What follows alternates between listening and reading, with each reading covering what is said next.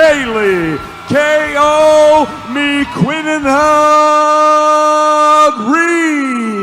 Reis. Hi, I'm Suzy from Women's Fight News, and today I'm joined by Kali Reis as we talk over some of the female fights that have been on this month, because it's been quite an epic month for it, so it'd be quite nice to go over what's happened. Absolutely. So we'll start with the 5th of March. So we had Estelle Yoka Mossely versus Verena Kaiser, and that was for the IBO World Lightweight title, which Estelle actually holds, so she was the champion going in. And she won by unanimous decision, by quite wide scores actually. It was 97-93, 98-92, 98-92. So what did you think about that one? It's funny because I actually was coming from the gym and my promoter Lou DeBella called me and my fiance Brian in the car and asked us if we heard about her, and he told us to turn on the ESPN, and I only caught the tail end of it, but from what I saw, she can box. I mean, I believe her opponent was oddly matched a little bit, but she looked like she can box. I didn't catch the whole fight, but it's just funny that she's climbing the ranks in 135, and my promoter's on it, so congratulations to her. What is her record now? She is now 9-0. Okay, and she's she has a title already. I know that's a hot topic right now with the fight title thing, so I just wanted to make that clear. But congratulations to her. She's in a hot weight class, 135, 130 to 140. There's a lot of options, so I'd like to see her box again. So I'd like to know as well just how, obviously she's got quite an amateur style when she fights, just how hard she actually hits, because she's got one knockout. So I'd like to see her perhaps get in there, get some more knockdowns, maybe some more knockouts. Because I'm not sure exactly how hard she actually does hit. And also her defense, I felt like Verena was getting in there a little bit, so that needs to get a bit tighter. So I'm not sure if she's quite ready to take on some of the bigger guns in that division. There's a lot of big guns. There's a lot of big guns, and that's sometimes I see that to being a long process to switch from the amateur style to the pro style, and not having that knockout kind of in the forefront or knockout power. You either have it or you don't. Sometimes when it comes down to boxing, I mean, I've never had an amateur style, hence the reason why I never had an extended amateur career. But I know that I have knockout power. You know what I mean? Sometimes people have like Amanda Serrano, she has knockout power and she can box. She just has all well around. So I like to see where she starts developing that really taking that pro style. I mean, if she does end up keeping with this sort of more amateur style, like it's become a bit more sort of more clinical, more crisp, more sort of convincing. Yeah. Right. And then if we move on to the female pay-per-view on the 5th of March that was in Flint on the Clarissa Shields undercard. So it was Danielle Perkins versus Monika Harrison for the vacant WBC silver heavyweight title. And Danielle won that by unanimous decision on all three. It was 80-72, so quite a dominant performance from her. So what did you think of that one? It was the first time, actually the second time. The first time I saw her was on the Ring City card. And this is the first time I heard of her on the Ring City card. She's an athlete. I mean, she's 6 feet. You know what I mean? That's colossal for a female athlete. I mean, she's a southpaw. She got a hell of a story. I love boxing stories. And it was a rematch. I mean, the heavyweight division, unfortunately, in female boxing the pool is not deep. But she does, from starting and being how old she is too, from starting so late in her life, she got some skills. I'd love to see her up against some better opposition, because that was a rematch for a title in the third fight. So I'd love to see her with somebody that she can match skill with. Like if Sonia Limonakis was still fighting, I'd love to see that fight. You know what I mean? Shout out to Sonia. But yeah, she's hungry for it. She got some skill. She could use a couple little adjustments, but again, she's just starting out, and I'd love to see her box somebody with the right opposition. I think that's going to be our toughest thing, getting the right opposition, isn't it? Absolutely. Because there's just hardly anyone up there. Because I was thinking it'd be almost nice to see someone like you've got Savannah Marshall sort of around there, you've got Franchon, whether they can come up a bit and take her on, or because of that pool not being sort of deep enough. Yeah, I would like, even if Danielle, I don't know how her physical condition is, if she can get somewhere in a catchweight. Savannah Marshall, like you said, Savannah Marshall's phenomenal. I love her boxing style. Like, I'm in love with her boxing style. So we'll see what happens. I mean, it would behoove her to kind of maybe go down to 75 and see if she can have some catchweight fights, because there are the pool's a little deeper there. There's I know there's one in New Zealand that had the WBC before. She was at 175. So we'll see how the chips fall. I mean, I don't know. That was Perez, wasn't it? Giovanna Perez, but she's retired now, unfortunately. Well, there you go. So the pool's kind of deeper, I guess. I don't know.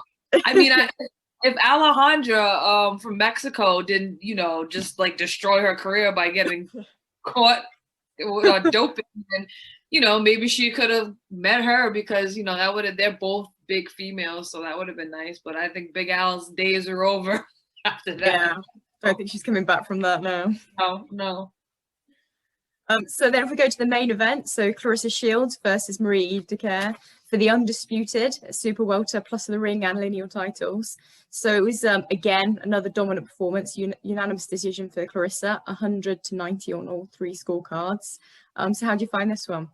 Oh, I kind of could have predicted that. I had the pleasure of sparring with Dicaire. I spar with everybody, but she had called me to preparation for the first scheduled fight, and of course during the pandemic it got rescheduled. But I'm a study. I love studying boxing. I love being in there with everybody. And for me, and I know Clarissa has a boxing IQ that's unlike anybody's, especially in female boxing.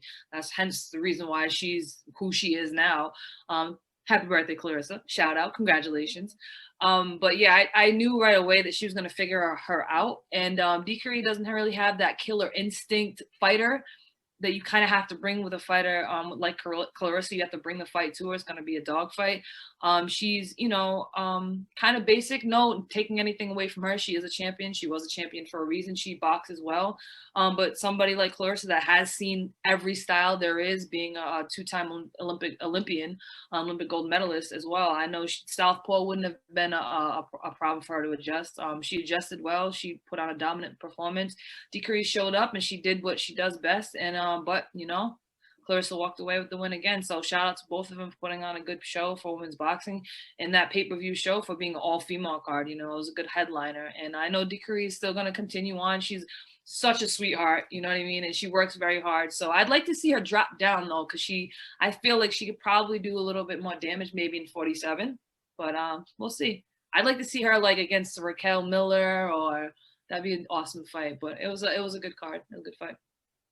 Yeah, it would be nice to see her against some of the other opponents, because I feel like Clarissa is good at making someone not look so good, if you know what I mean. Yeah, exactly. She makes someone look very ordinary when they're not. Yeah, there's a couple of Hannah Gabriel's, Raquel Miller in 54. I could see her mixing it up. So she's definitely not out. I mean, she has a loss, and but she works out. Like I said, she's a good boxer, and I can see her definitely giving some competition to a lot of 54-pounders. So we'll see what happens. And then if we move on to South Africa, so on the 12th, it was Hannah Rankin versus Kholosa Ndobayini. There was no sort of title. It was just a welterweight fight to get Hannah sort of back on track in different weight. So she was first time at welter, just to give it a try and see how she got on. So she actually won by won on points. So how did you find that one?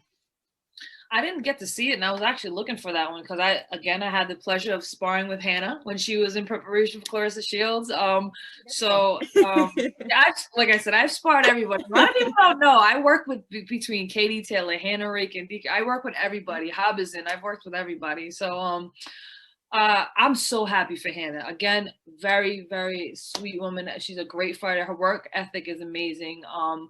She works very hard. She's getting better, and I'm so happy to see her get another win and get right back in there after taking that loss from Savannah Marshall. I mean, again, amazing boxer, Savannah Marshall. But, Hannah Rankin has that heart of a warrior that's hard to teach. She's just going to show up anywhere, anytime to whoever. And dropping down to 47, again, it was a good choice. I could see her, again, tussling with 47s or 54s. She still has a lot of fight in her.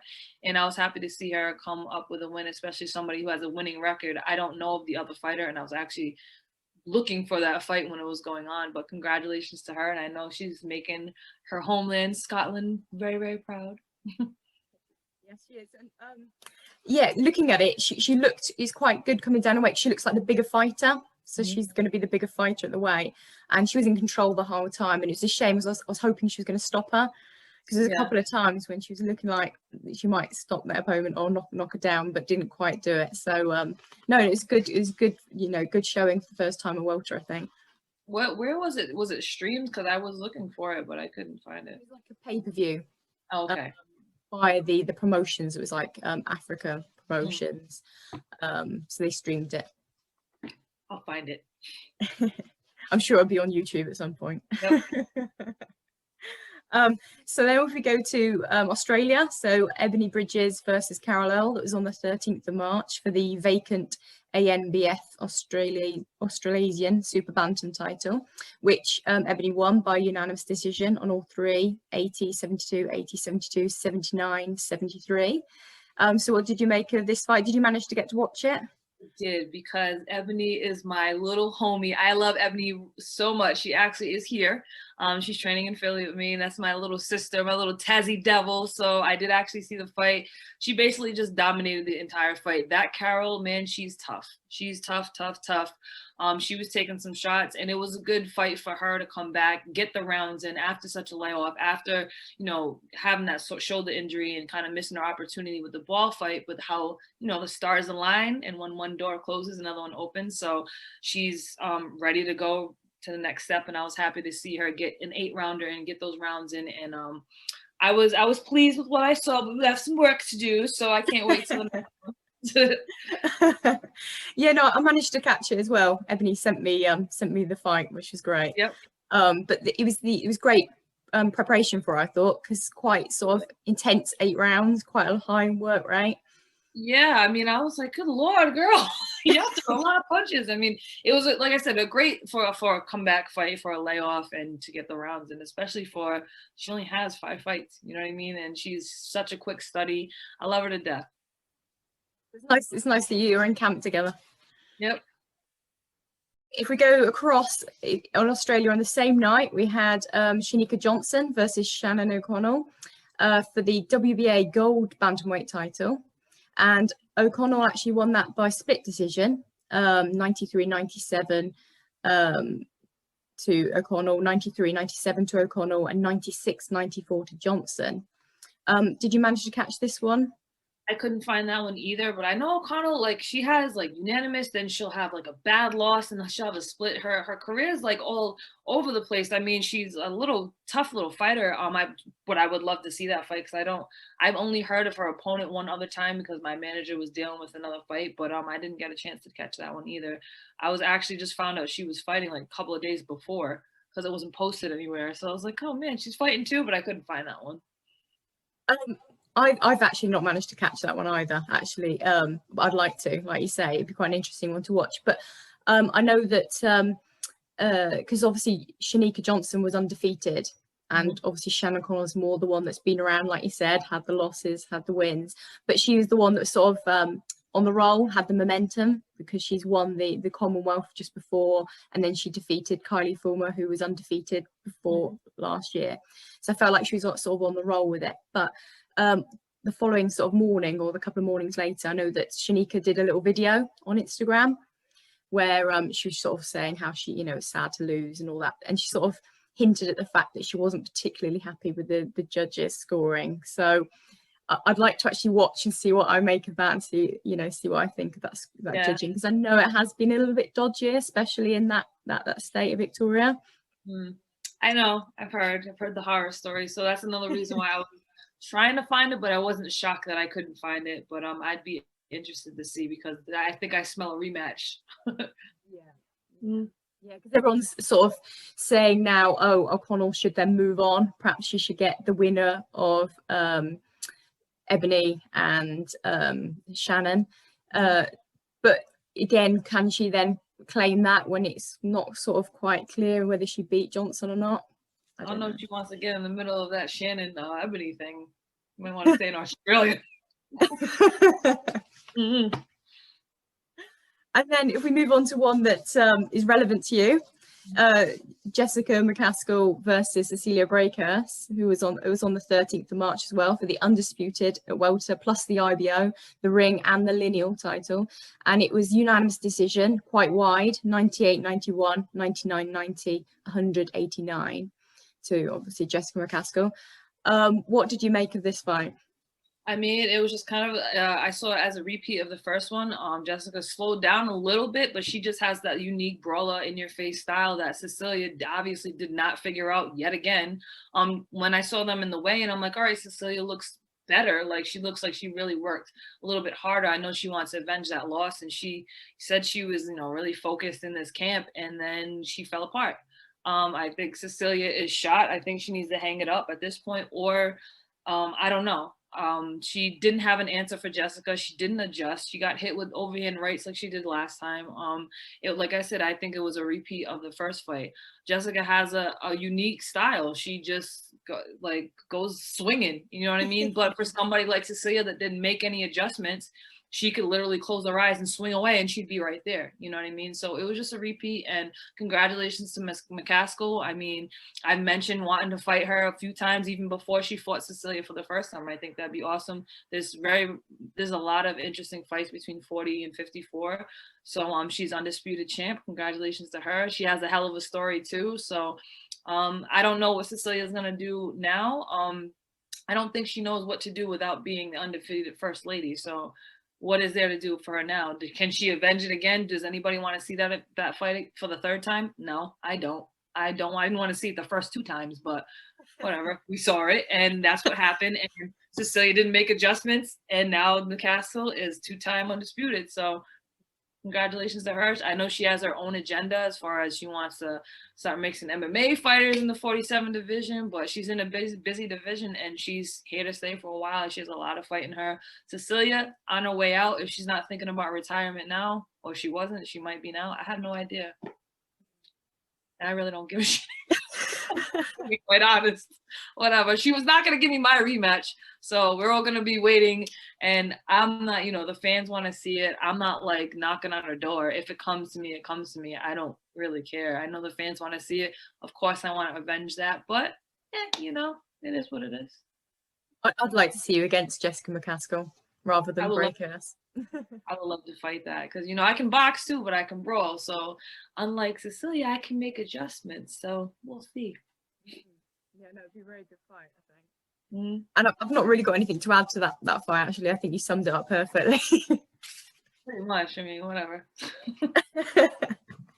So if we move on to what fights that are coming up. So we've got on the 20th of March, we've got Seniesa Estrada versus Annabelle Ortiz for the WBA World Minimum Weight title in the USA. And obviously, Ortiz, this is going to be her 13th defense of that title. So what do you make of this fight? I think it's going to be her last defense because Estrada is a beast. She's like, I love her. She's one of I always have favorite fighters, whether they're current, female, male. She's one of my favorite fighters. She's a beast. She means business. She trains hard. She walks the walk. She talks the talk, and she cracks a punch, man. So I've gotten a chance to see Ortiz's fights. I think she's probably a second and a half behind Estrada's speed. I can't wait to see this fight. I know she's prepared. I mean, Ortiz is tough. She's a tough Mexican. She's going to bring that tough Mexican style, but Estrada is a beast. So I see Estrada walking away either with a stoppage, a knockout, or UD, honestly. No, I totally agree. I think Estrada's got this because she's a pretty special fighter. Yeah, she is. Definitely gonna get this, and then on to bigger things, I think, as well. Oh, absolutely. She's a gem in the sport, especially for the lighter weight. She's definitely a gem. And then we move on to Ebony's fight.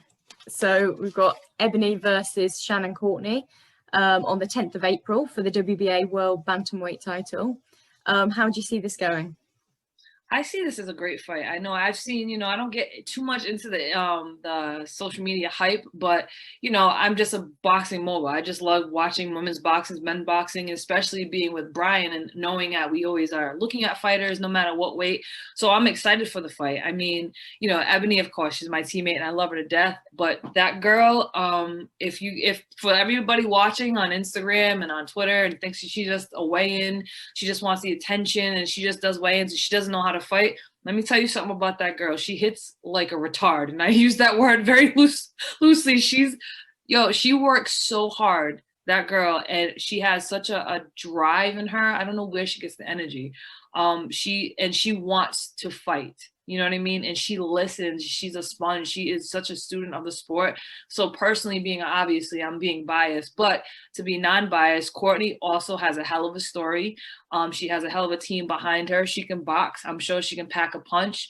I know she came off that loss from Ball, but she avenged it. She's out to prove to the world and to Ebony and to the whole Twitter world and everybody else that she's here to stay and that she's a boxer. So I think this is going to be an amazing fight. I know people are kind of, got a hair across their ass because they both have, less than 10 fights and then getting the world title shot. However, this is how things work. This is how women's boxing works. This is how boxing works. I mean, the pool's not that big, but this is talent. It's not two bikinied up women that can't fight. It's two women that can fight and they deserve a shot. I mean, everybody has their own opinion. I think this matchup is going to be fireworks. I know the hype is real. And I know on this side, Ebony is going to bring the heat. Gonna bring the entertainment. And I know Courtney, she's a hard worker. I be peeping her Instagram. Well, she works hard. I admire her as a boxer. Anybody who steps in that square circle. So, being non-biased, I think it's gonna be an awesome fight. You're gonna see boxing, you're gonna see brawling, you're probably gonna see shit talking from the corners. I don't know what's gonna happen. It's gonna be crazy. But I can't wait for that fight. I will be there, so I'm very excited for that fight, just for women's boxing to actually have that on a platform that everybody can view. It's not in a, on a non-streamed, backwards, event that nobody's going to see. It's going to be a real fight, a real talented fight in the UK where we have one of the best people, one of the best fans. I love UK fans. So I'm excited for this fight. Even if I wasn't going, or even if she wasn't here, I'm just excited for the fight. And what way do you see it? Do you see it, you're obviously going for Ebony, but absolutely. What do you see it as a point, or do you think she's going to get the KO? Well, as real as I can get, and I'm one of the realest. Shannon's questionable. She does get ahead of herself sometimes and kind of is a little wide in her shots. And I know personally from being, a super lightweight to a middleweight and getting in there with that little Tazzy devil that she can pack a punch, you know what I mean? And she's smart, you know what I mean? So I do see if Shannon doesn't work on her defense, I see her getting the knockout or I see her winning the unanimous decision. I mean, I don't think she's going to go 10 rounds fighting like I've seen, being a little bit more open, but anything can happen. You know what I mean? So I do see Bridges coming out with a KO win. I'm going to say that outright, or a UD win if she does survive those shots. But anything can happen. We're prepared for everything and anything, I agree with you because from what I've seen from both fighting, the Ebony does definitely seems to have the power. And like you say, Courtney seems to be open, especially in the first sort of couple of rounds. She gets very easily overwhelmed, gets back, goes back on the ropes, looks kind of terrified actually sometimes. It's really easy, and she gets gassed, it seems, so I don't know if that's from being overwhelmed with kind of like a ring anxiety, but she listens, you know what I mean? So I don't see it going 10 rounds, to be honest with you, at all. I mean, once it gets beyond sort of 2 or 3 rounds, she gets into the fight a bit more, Courtney, because I think that's what happened in the last fight. When she got her good KO, I felt like the first couple of rounds, it was like, it was even like, is she even going to get knocked out herself? And then got into it and then got the KO, didn't she? So, anything can happen, like you say. I mean, in Courtney's defense, honestly, I probably would have got overwhelmed with a fighter like that. She was bringing she came out hot. She came in hot out the gate. So I would have probably been like, whoa. Because those types of fighters, they can overwhelm you if you're not prepared. There's no way to prepare for that type of fighter. So in her defense, she did very well. She did exactly what she needed to do. And she showed ring maturity. Like, you're coming off a loss and you got knocked down, but you're taking this fighter that's not technically sound, and she adjusted. So again, anything can happen. I know she's going to make her adjustments. I know her team's going to make adjustments. So I can't wait for this fight, actually. And I feel like she, like you say, from looking at her social media, I feel like she's more focused, because I think going into the bullfight, I think she'd said she admitted she overtrained. She obviously didn't make the weight, whereas now she lives in pretty much a hotel most of the time to try and focus. So I think she's more focused now. Yeah. Sometimes but you gotta get knocked down to realize. Sometimes when you're on that pedestal, first and foremost, you didn't. I'm not saying she didn't do much to get there, but when you get kind of high up there and you didn't take all the steps, sometimes it takes you a couple of steps down to actually really appreciate and then do the real work, you know what I mean, and get humbled a little bit. So I think she got humbled in that ball fight, and now she's, you know, just like an Anthony Joshua. You see those are comeback stories. So I'm really interested to see what happens. But I'm gonna go with you on this one. I think Ebony and KO. Yeah, I think she's a talent. So I just think that no one's seen it yet, but I think this is going to be a fight to show the world. That's what I mean. No one has really seen her fight. She impressed me last year when I commentated the fights in Indiana. And I saw a couple of fights, and I knew she was here in Philly working with my coach and Brian for only 2 weeks. And just the simple adjustments that they made and what I saw, I was like, whoa, whoa, this girl can fight. So I'm excited. Right. Well, I think that's it all. I think thank you very much for chatting through all the fights with me. And let's see what happens, see if we get these predictions right.